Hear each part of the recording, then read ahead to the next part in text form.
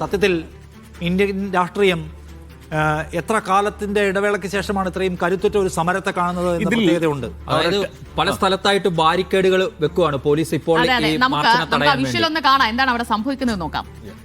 Lalkumar report ചെയ്യുന്നത് ആ ബാരിക്കേഡുകൾ മാറ്റി വീണ്ടും ബസ് മുന്നോട്ട് പോകുന്നു എന്നുള്ളതാണ്. അതായത് എങ്ങനെയൊക്കെ പ്രതിപക്ഷത്തിന്റെ നീക്കത്തെ തടസ്സപ്പെടുത്താമോ അത്തരം നീക്കങ്ങൾ ഉണ്ടാകുന്നു എന്നുള്ളതാണ് നമ്മൾ എന്തിനാണ് തടയുന്നത്. ഗാന്ധി മാർഗിലേക്ക് അല്ലെങ്കിൽ ഗാന്ധി സ്മൃതിയിലേക്ക് പോകുന്നതിന് തടയുന്നത് എന്തിനാണ്?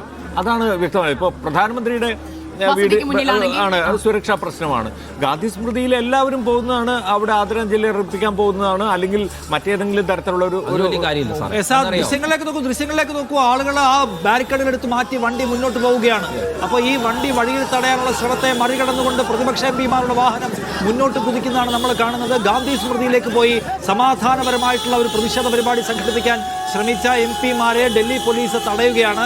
ആ തടഞ്ഞ ബാരിക്കേഡുകൾ എടുത്തു മാറ്റിക്കൊണ്ട് വാഹനം മുന്നോട്ട് പോകുന്നത് കാഴ്ചയാണ് നമ്മൾ കാണുന്നത്. ഡൽഹിയിൽ നാടകീയമായ രംഗങ്ങൾ അരങ്ങേറുകയാണ്. കോക്രോച്ച് ജനതാ പാർട്ടിയുടെ പേരിൽ യുവാക്കൾ ആരംഭിച്ച സമരം വിപുലമായിക്കൊണ്ടിരിക്കുന്നു, വലുതായിക്കൊണ്ടിരിക്കുന്നു. അതിന് പിന്തുണ പ്രഖ്യാപിച്ചുകൊണ്ട് കഴിഞ്ഞ ദിവസം കോൺഗ്രസ് രംഗപ്രവേശനം ചെയ്യുന്നു. അതിന് മുൻപേ തന്നെ CPIM അടക്കമുള്ള കക്ഷികളുണ്ടായിരുന്നു. ഇന്നിപ്പോൾ എല്ലാ കക്ഷികളും കൂടി ഒരുമിച്ച് സമാധാനപരമായിട്ടുള്ള ഒരു പ്രതിഷേധ പരിപാടി സംഘടിപ്പിക്കുന്നതിന്റെ ഭാഗമായി എല്ലാ പ്രധാന നേതാക്കളും ഗാന്ധി മാർഗിലേക്ക്, ഗാന്ധിയെ വർഗീയ ഭീകരൻ വെടിവെച്ചു കൊന്ന സ്ഥലത്തേക്ക് പോവുകയാണ്. അവിടേക്ക് പോകുന്നതിനെയും ഡൽഹി പോലീസ് തടയാൻ ശ്രമിക്കുന്നു. പക്ഷേ വലിയ തോതിലുള്ള പിന്തുണ പാർട്ടി പ്രതിപക്ഷത്തിന് ഇപ്പോൾ ഉണ്ട്. എല്ലാ വിഭാഗം സമൂഹത്തിന്റെ സെക്ടറിലുള്ള ആളുകളുടെയും ജനങ്ങൾ കൂടെ പോവുകയാണ് എന്നാണ് ഞാൻ മനസ്സിലാക്കുന്നത്. അല്ലെ, എംപിമാർ ബസ്സിൽ സഞ്ചരിക്കുന്നു, അവരോടൊപ്പം ജനങ്ങളും മാർച്ച് ചെയ്യുകയാണ് എന്നുള്ളത്. അവരാണ് മുന്നിൽ കിടക്കുന്ന ബാരിക്കേഡുകളൊക്കെ മാറ്റിയിട്ട് ബസ്സിനുള്ള വഴി ഉണ്ടാക്കുന്നതെന്നാണ് ലാൽകുമാറുണ്ട് ഡൽഹിയിൽ നിന്ന് വിവരങ്ങൾ നൽകുക. അല്ലാൽ ഇവിടെ ഈ ബസ് പോകുന്ന വഴിക്ക് ഈ ഗാന്ധി സ്മൃതിയിലേക്കുള്ള വഴിയിലൊക്കെ പലയിടങ്ങളിലായി ബാരിക്കേഡുകൾ വെച്ച് ഡൽഹി പോലീസ് തടസ്സം സൃഷ്ടിക്കുകയാണോ? അതിനെയൊക്കെ ഈ ജനങ്ങൾ അവിടെ ഇതിനെ സപ്പോർട്ട് ചെയ്തെത്തിയിട്ടുള്ളവർ അതൊക്കെ നീക്കിക്കൊണ്ട് മുന്നോട്ട് പോകാനുള്ള വഴിയൊരുക്കുകയാണോ? ദിവ്യ, ഇവിടെ ബാരിക്കേഡുകൾ നമ്മൾ ആദ്യം വിചാരിച്ചത് രാഹുൽ ഗാന്ധിയുടെ ഭവനത്തിന് ഇരുവശം മാത്രമാണ് ബാരിക്കേഡ് വെച്ചതെന്നാണ്. അങ്ങനെയല്ല, റോഡിന്റെ പല വശത്തും ബാരിക്കേഡുകൾ വെച്ചടച്ചു.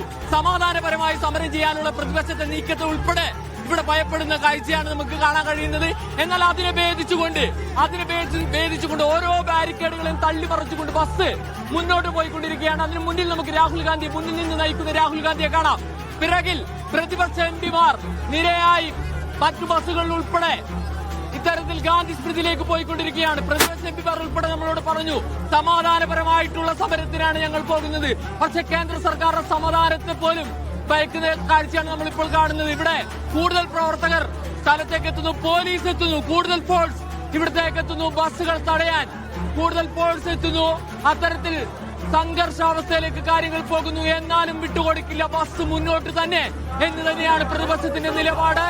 ഈ പ്രതിപക്ഷ നീക്കത്തിൽ അക്ഷരാർത്ഥത്തിൽ ഇവർ ഞെട്ടിയിരിക്കുന്നു എന്ന് വേണം കരുതാൻ. ഇന്നലെ ഉണ്ടായ സമരം പോലെയല്ല, ഇന്നലെ കോൺഗ്രസ് മാത്രമായിരുന്നു. ഇന്നലെ കോൺഗ്രസ് സമരത്തിൽ പല പ്രതിപക്ഷ കക്ഷികൾക്കും തങ്ങളെ അറിയിച്ചില്ല എന്ന പരിഭവം ഉണ്ടായിരുന്നു. പക്ഷെ ഇന്നതല്ല സ്ഥിതി. പ്രതിപക്ഷം ഒന്നടങ്കം, വിദ്യാർത്ഥികൾക്ക് വേണ്ടി ഒന്നടങ്കം മുന്നോട്ട് വരുന്ന കാഴ്ചയാണ് അവർ പ്രധാനമായും പറയുന്നത്.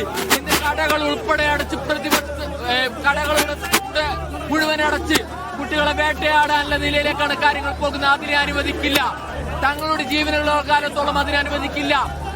ധർമ്മേന്ദ്ര പ്രധാൻ രാജിവെക്കണം. ഈ ആവശ്യങ്ങൾ ഉന്നയിച്ചുകൊണ്ടാണ് ഇന്ന് ഗാന്ധി സ്മൃതിയിലേക്ക് ബസ്സുകളിൽ ഇത്തരത്തിൽ പോകാൻ തീരുമാനിച്ചത്. അതും വളരെ പെട്ടെന്നായിരുന്നു. ആദ്യം യോഗം വിളിക്കുന്നു, ആ യോഗത്തിന് ശേഷം പെട്ടെന്ന് തന്നെ ബസ്സിലേക്ക് കയറുന്നു. ആ ബസ് വഴി